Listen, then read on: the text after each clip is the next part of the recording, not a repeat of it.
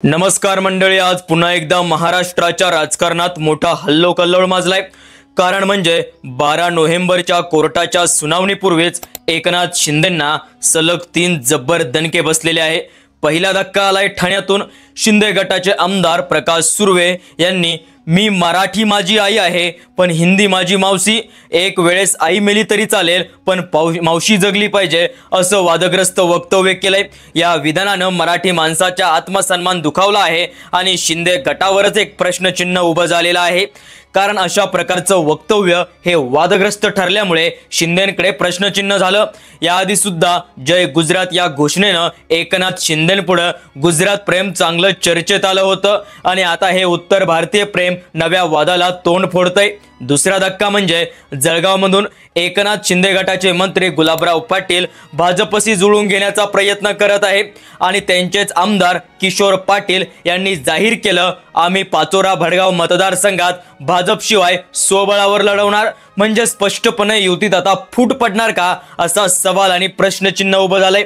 गुलाबराव पाटलांनीही उघडपणे मान्य केलंय भाजप आमच्यावर अन्याय करतंय, आम्ही पण कच्च्या गुरुचे चेले नाही, त्यामुळे युती धर्म आता पाळणार की नाही असे अनेक प्रश्न त्यासमोर तयार होत आहे। तिसरा धक्का म्हणजे सोलापूर नंदुरबारमधून। सोलापुरात शिंदे गटाचे नेते नवनाथ क्षीरसागर भाजपकडे गेले तर नंदुरबारमध्येही सरपंच उपसरपंच अनेक कार्यकर्ते असंख्य जण डॉक्टर हिना गावित यांच्या उपस्थितीत भाजपमध्ये प्रवेशले।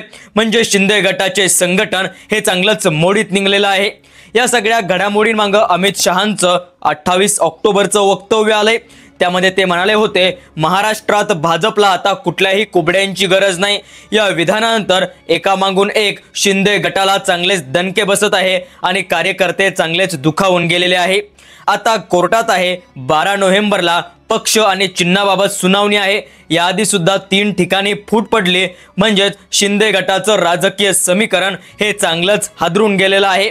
भाजपने आधीच सांगितलं होतं ठाण्यात 133 उमेदवार तयार आहे, 500 इच्छुक आहे, म्हणजेच भाजप स्वतःच्या बळावर निवडणुका लढवायला देखील तयार आहे। म्हणजेच एकनाथ शिंदेंपुढे अनेक प्रश्न तयार होत असताना भाजप शिंदेंचं नातं आता खरंच टिकणार का? महायुतीतली ही फूट 2025च्या निवडणुकांमध्ये महाविकास आघाडीला फायदा करून देईल का असे अनेक प्रश्न तयार होत आहे। या सगळ्या घडामोडींवर तुम्हाला काय वाटतंय कमेंटमध्ये प्रतिक्रिया द्या। अशाच राजकीय व्हिडिओ आणि माहितीपूर्ण व्हिडिओंसाठी आपल्या चॅनलला सबस्क्राइब करा। धन्यवाद। जय महाराष्ट्र।